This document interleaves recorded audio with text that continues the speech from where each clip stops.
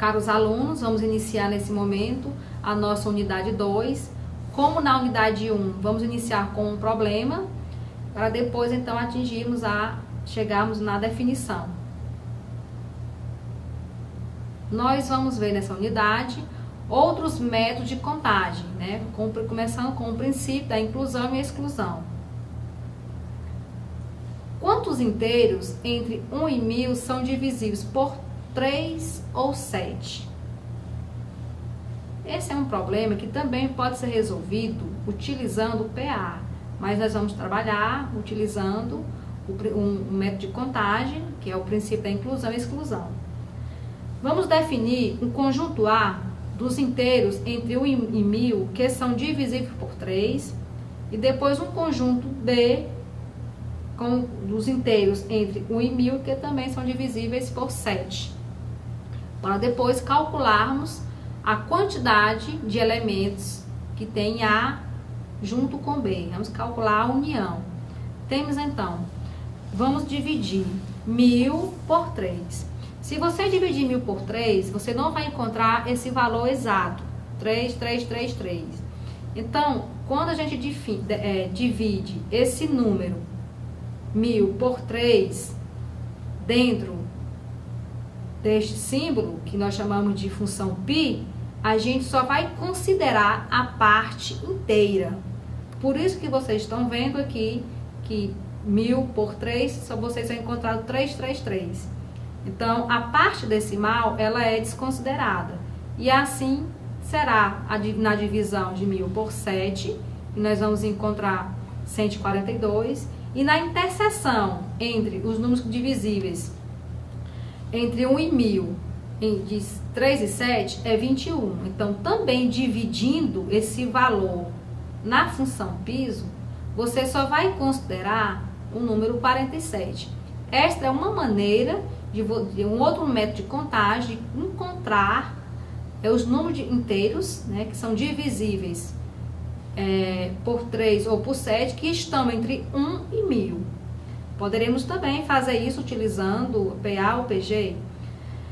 Então, para calcularmos a cardinalidade, a quantidade de elementos, né, a união de A com B, a gente vai aplicar a seguinte fórmula.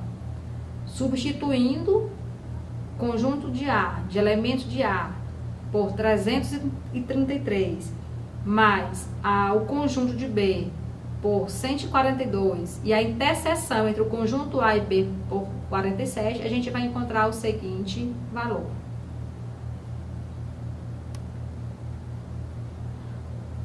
A definição nos diz que o princípio da inclusão e exclusão é uma fórmula para contar o número de elementos que pertençam à união de vários conjuntos, não necessariamente disjuntos.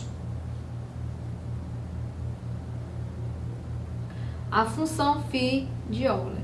Eu quero calcular φ de 120. Como é que eu faço isso? Eu vou decompor 120 em fatores primos e depois vou aplicá-lo nesta fórmula, que é a fórmula φ de Euler. E resolvendo aqui essa multiplicação, a gente chega no seguinte resultado. A definição φ de Euler. O valor φ de n pode ser calculado a partir da decomposição de n em fatores primos, se a composição de n em fatores primos é. Então, a gente chega na seguinte fórmula, né, a função de φ de Euler. Um outro método de contagem são as permutações caóticas.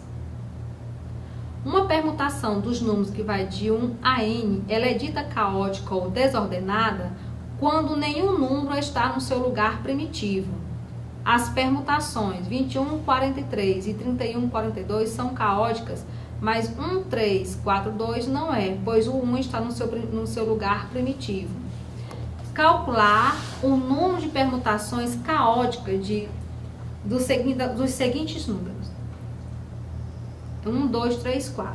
Então, aplicando essa fórmula, a gente consegue encontrar que existe nove permutações caóticas com a seguinte numeração. O que seriam permutações caóticas? Uma permutação dos números de 1 a n é dita caótica ou desordenada quando nenhum número está no seu lugar primitivo. Para calcularmos o número de permutações caóticas, utilizamos a seguinte fórmula.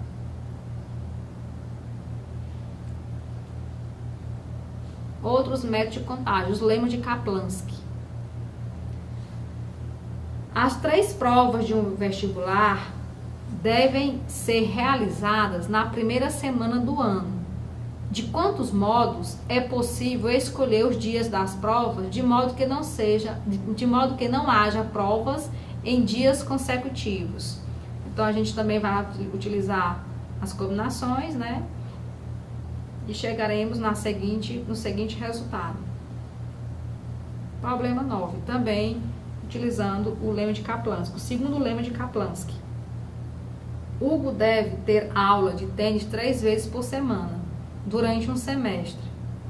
Quantos são os modos de escolher os dias da semana, os dias de aula, se Hugo não deseja ter aulas em dias consecutivos?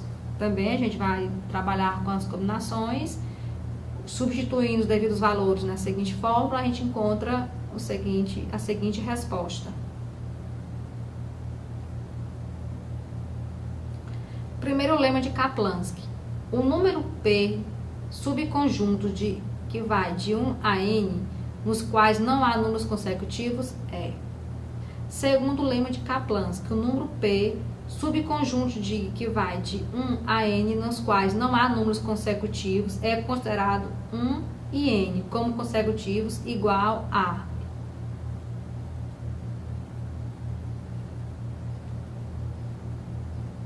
Nós temos aqui um outro método de contagem, o princípio da reflexão. Uma partícula estando no ponto xy pode se movimentar para o ponto x mais 1 e y mais 1 ou para o ponto x mais 1 e y mais 1. Quantos são os trajetos possíveis da partícula que vai da origem a 8,6? Os movimentos permitidos para a partícula de subida são x mais y, x mais 1 e y mais 1. Ou de descida também é x mais 1 e y mais 1. Observando a figura ao lado, o trajeto descrito pela partícula foi de 2 subidas, 1 descida e 5 subidas. Portanto, para que ele vá da origem até 8,6, o ponto 8 e 6, nós temos uma subida mais uma descida, que é igual a 8. Em cada movimento de subida ou descida, a abscissa da partícula avança uma unidade. Como de 0 e 0 a 8 e 6, sua subida avançou 8 unidades, o total de movimento de subida e descida deve ser 8. E subida menos descida igual a 6. Em cada movimento de subida, a ordenada aumenta uma unidade. E em cada movimento de descida, a ordenada diminui uma unidade. Daí, S igual a 7 e D igual a 1. Então, o número de trajetos é a permutações com repetições. Nós temos aí, encontramos a seguinte resposta, que é 8. O princípio da reflexão, a definição, né? O teorema.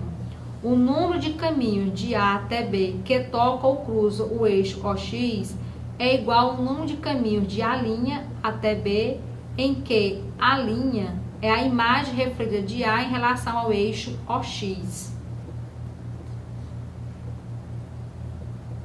O princípio de Dirichlet ou o princípio da casa dos pombos.